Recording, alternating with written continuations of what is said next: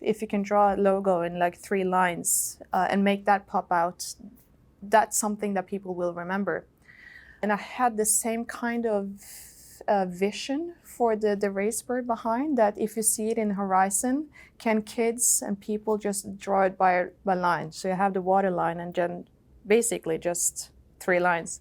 My name is Sophi Horne, and this is my life in design. So I am the head of design of the E1 RaceBird, and then I hold another title, which is the founder and head of design of SeaBird Technologies. I'm very much learning by doing, which I also experienced. I had my firm at that time wanting to fund part of the education, so I worked there for 2-3 years, and then I went back to school. I studied industrial design and also graphic design, but naval architects. So this is the interesting part of my story. I never dreamt of designing boats myself, actually, and I started SeaBird Technologies, which is a purely boat firm, and started with boat design, but then going into technology. I was in the beginning looking for someone else designing the boats. So I spent a year connecting with people and finding existing, back then, electric boat brands. And then being very particular in my own vision, and then starting to do my own studies. When you go electric, we're talking about efficiency and range. And then going into my own studies and my own vision, and then finding back my own old sketches, actually, which I was drawing at the yacht company when I was there. So building and creating all of this together with the education I had, I remember I was in Paris at the airport, and I kind of made this contract for myself. Okay, I'm going to give it 1 year, and I will also now design the boats. So here we are. SeaBird Technologies was born. Yeah. I'm very much inspired by my environment on a daily basis, but I can point out 2 that stood out growing up. And Espen Øyne, he's a Norwegian yacht designer. For me, that was very special, not only because of his designs and the grandness of the size of the yachts, but also being a Norwegian. Norway is not a big country, so to have that connection, and that making me believe that it is possible for us Norwegians as well. And hearing him living in Monaco, again, being this grand location, and the little diva Sophie started dreaming about the luxury life, but also what is possible, and more about the complexity of all the projects of, starting on a paper and then building something so massive and beautiful.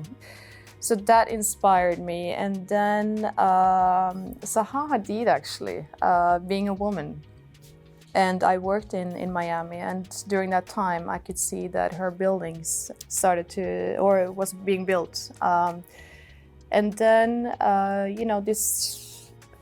my designs, some of them are quite futuristic, and her organic lines and futuristic style in the architecture, and I could see that they did some yachts as well, being very inspired from their architecture and organic lines.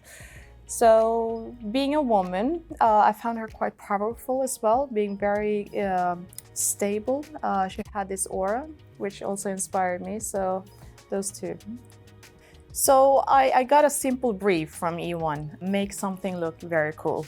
I was already involved with Alejandro Gag and Rodi Basso trying to electrify boats. My background lays in marine design and also graphic design before that, and trying to change the world for the better, going fully electric, and then trying to, in my mind, merge motor racing and car racing, especially seeing Formula E and their cars, and trying to do the same in the marine environment. No, everyone brings up Star Wars. I laugh because I love Star Wars growing up, and I've said this in previous interviews, but I'm going to say it again. When I was little, going into a cinema environment in the room and watching, I was more intrigued and fascinated by the actual room, the cinema, or the big screen and the big room. Sitting there in a seat and just visualizing, I got this space feeling taking me into, a futuristic movie and sci-fi and everything. So always been very fascinated by that. And I think that inspiration, also seeing sci-fi and the crafts, especially in all these films, it's always been an underlying inspiration. But the process for me is, so first of all, not having a big name in the industry and the restlessness that I have, it didn't make sense for me to come up with another traditional design of a boat or looking boat. So it was very important to me that you don't have a name, you want to go, or to be one of the first going electric. You want people to turn their head a little bit. You've done your studies on the foiling systems and everything. How can you then try to pop it to an extra wow factor?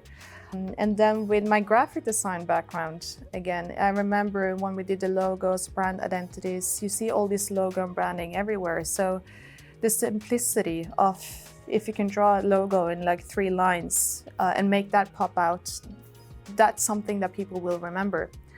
And I had the same kind of vision for the RaceBird behind that. If you see it in horizon, can kids and people just draw it by line? So you have the water line and then basically just 3 lines.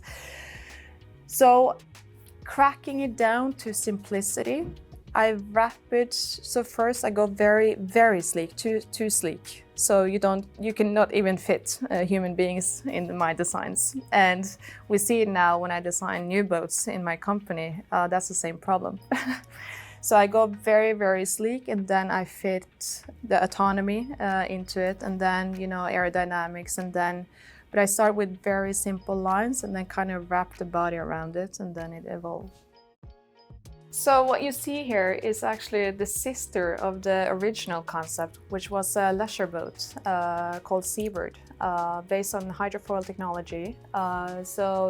Going into the study of electric boats, having efficiency and range in mind, I wanted to lift the boat above the water. And then when you lift the boat with a flying mechanism and a concept, you reduce drag and increase the efficiency by 90%. You have all the different power affecting the power that you use in the boat in terms of the battery capacity and everything. So by lifting the boat, you will have longer range and also increase in speed. In the beginning, I don't think I had the right people on board. And my daily environment and daily life was a lot more of a struggle than what it became finding the right people. And finding the right people, I mean by, as I said, believing in you, but also respect you as a person, but also your vision, and then stepping back. So it's not only by words, but also by action. And, for example, with E1 and the founders of E1, they have really done that. So it's now a 3-year journey, and not ever have they come in and, trying to take or be in charge and trying to switch it up and go somewhere else. And the loyalty and the respect on each side is the ultimate key. So I think that's already happening. And I think that's something I take a little bit pride in. I'm not the first by far. Foiling has been, existing for 150 years. So that solution, and you see it in military vessels and everything, but to use it now, it was very important to me going back to making that wow factor, but to be an inspiration of what the future of e-mobility can look like on water. To inspire other designers to think a little bit different and to take on the challenge on the creative side, but also how is it possible to play with human nature and the force that we have in wind and in play, as we say in E1, not designing against nature, but with nature.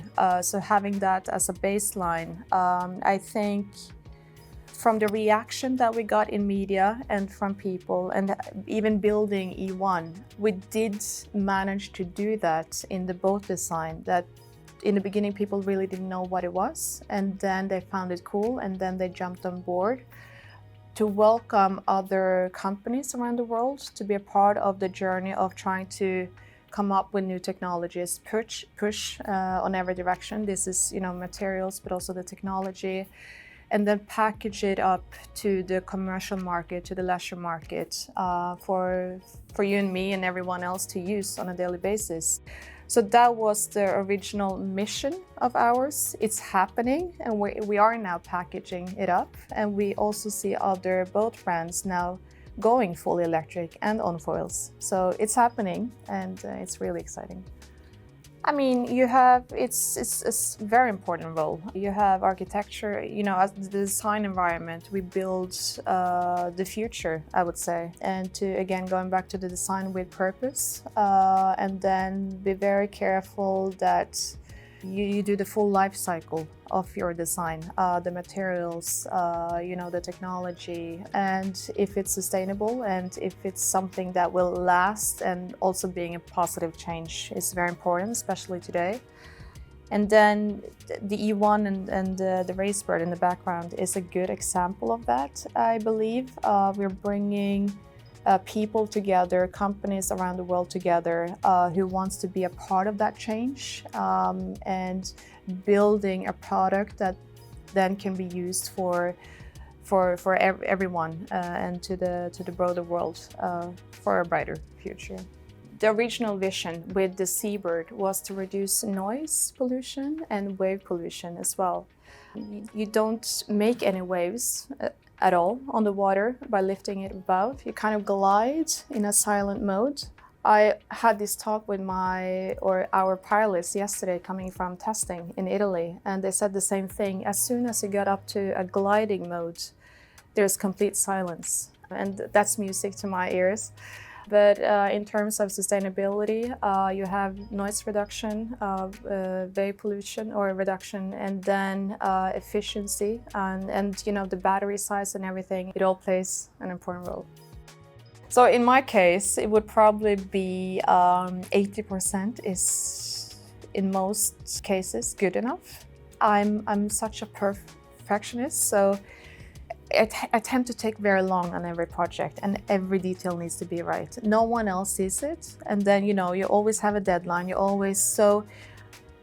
I tend to spend too many hours in front of the computer or in front of the workspace and going over every little detail, which in the big picture doesn't really make sense. Come out with the concept and present it and get people fascinated by the concept, and then move on. And then as a designer, you will never get happy, but try to be content with the 80% and move on.